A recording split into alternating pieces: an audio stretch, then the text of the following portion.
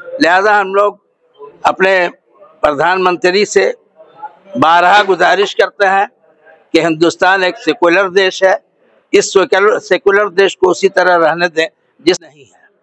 और अगर घोटाले की कोई बात मोदी जी या उनकी पार्टी के लोग कर रहे हैं तो जाहिर सी बात है 2014 से इनकी हुकूमत है। 2014 से वक्फ काउंसिल में जो भी चेयरमैन आया होगा वो मोदी जी का आदमी आया होगा। जिस तरह के दूसरे और बोर्ड में, दूसरी और संस्थाओं में घोटाला है, उसी तरह वक्फ बोर्ड में भी घोटाला है। नमस्कार, मैं मानसी पाठक और आप देख रहे हैं हजारीबाग अपडेट्स। पूरे देश भर में वक्फ बोर्ड की चर्चा हो रही है और जब से सरकार ने इस बिल को पास कर दिया है, जब से राष्ट्रपति ने इस बिल पर जो है सिग्नेचर कर दिया है, तब से देश भर में जो है वक्फ बिल को लेकर के कई विरोध प्रदर्शन हो रहे हैं। और उसी सिलसिले में आज हजारीबाग के ताज होटल में जो है मुस्लिम समुदाय के द्वारा एक प्रेस वार्ता रखी गई वक्फ बिल को लेकर के और उसमें जो तब्दीली की गई है उसको लेकर के।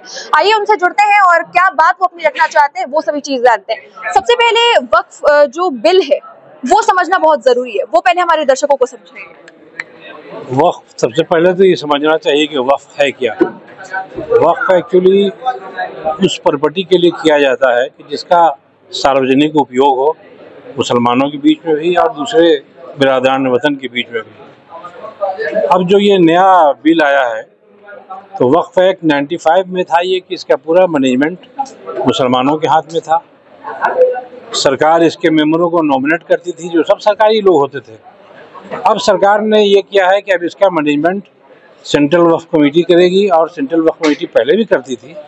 तो अब उसके जो मेंबर्स होंगे उस मेंबर में 2 मेंबर मुसलमान, 11 मेंबर में 2 मेंबर मुसलमान भी हो सकता है। दूसरा उसमें एक चीज़ जोड़ा है कि वो 2 मेंबर भी प्रैक्टिसिंग मुस्लिम होगा। तो अब सवाल ये पैदा होता है कि सरकार कैसे पता लगाएगी कि कौन प्रैक्टिसिंग मुस्लिम है।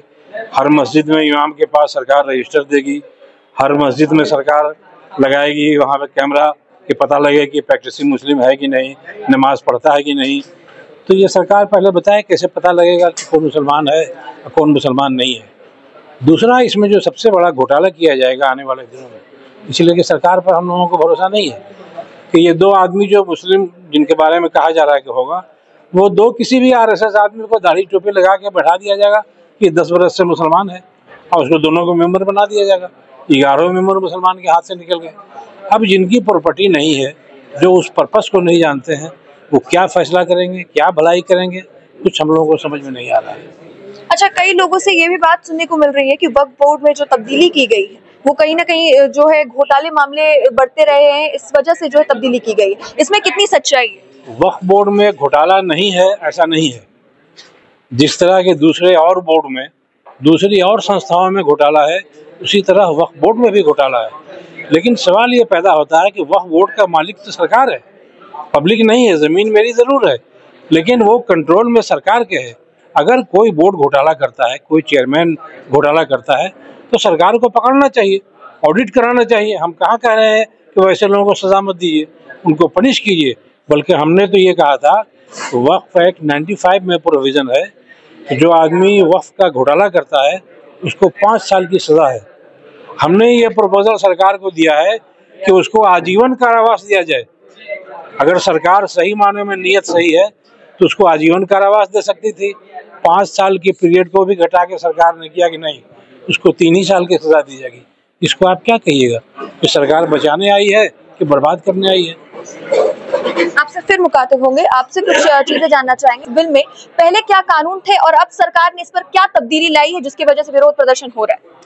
हमेशा वक्फ बोर्ड में अभी जो डॉक्टर ज़फ़रुल्लाह सादिक साहब ने कहा कि ऐसा नहीं है कि वक्फ बोर्ड सूत्रे बेमुहार था, इसका कोई मालिक नहीं था। हमेशा इसका दस्तूर ये रहा वक्फ बोर्ड का, जैसे अभी रांची वक्फ बोर्ड, झारखंड वक्फ बोर्ड जो बना तो उसमें चेयरमैन चुनने का हक पूरे मुसलमानों को नहीं है, बल्कि जिसकी सरकार है सरकार ही अपना चेयरमैन घोषित करती है। उसमें वो नामजद नॉमिनेट करती है, वो आदमी चेयरमैन होते हैं। जब चेयरमैन चुन लिया जाता है तो उस चेयरमैन को अब इख्तियार होता है कि उसमें मेंबर वो बनाए, चाहे 11 मेंबर बनाए या 12 मेंबर बनाए, लेकिन चेयरमैन को ये इख्तियार हो गया कि अब 11 मेंबर 12 मेंबर बना लें। यहाँ जो घोटाले की बात बार बार आ रही है तो हिंदुस्तान तो उससे बरी नहीं है। और अगर घोटाले की कोई बात मोदी जी या उनकी पार्टी के लोग कर रहे हैं तो जाहिर सी बात है 2014 से इनकी हुकूमत है। 2014 से वक्फ काउंसिल में जो भी चेयरमैन आया होगा वो मोदी जी का आदमी आया होगा। तो आपने ऐसे आदमी को क्यों लाया जो घोटाला करने वाले थे? 2014 से तो आप ही का चेयरमैन बैठा हुआ है ना वक्फ काउंसिल में, और आपको घोटाला का सबूत भी मिला है। तो आप उस चेयरमैन को आज तक गिरफ्तार काहे नहीं किए? सारे मुसलमानों को क्यों सजा दे रहा है? अभी डॉक्टर साहब ने जो आपको साफ सुथरी बात कह दी कि इसमें जो अमेंडमेंट लाया जा रहा है कि 2 मुसलमान रहेंगे, ये कहाँ का इंसाफ है? ये तो इंसाफ है नहीं। पहले तो ये था कि सारे मुसलमान ही होते थे। हाँ, दिल्ली में वक्फ काउंसिल में इसका कोई बड़ा चेयरमैन मंत्री कोई ना कोई हिंदू हुआ करता था, जैसे उमा भारती भी रह चुकी है इसमें और लोग भी रह चुके हैं इसमें। तो मामला यही है। अब गवर्नमेंट की यहाँ नीति और नीयत दोनों खराब है। आप तो देख रही हैं कि उत्तर प्रदेश में लागू होने से पहले कितनी मस्जिदों की दुर्दशा हो रही है, आप देख रहे हैं। मुसलमानों ने तो मंदिरों को भी वक्फ किया है जमीन। बहुत सारी मंदिरें ऐसी हैं जिसको मुसलमानों ने वक्फ किया है, मुसलमानों ने बनाया है। टीपू सुल्तान ने हजारों हजार एकड़ जमीन वक्फ की है। कई मंदिरों को जब आप उसका सही माने में अगर सर्वे करेंगे तो मालूम होगा कि इसका ऑनर मुसलमान था। तो जो हिंदुस्तान संगम था, हिंदू मुसलमान सिख ईसाई मिलकर रह रहे थे, ये तोड़ने की उपाय क्यों की जा रही है?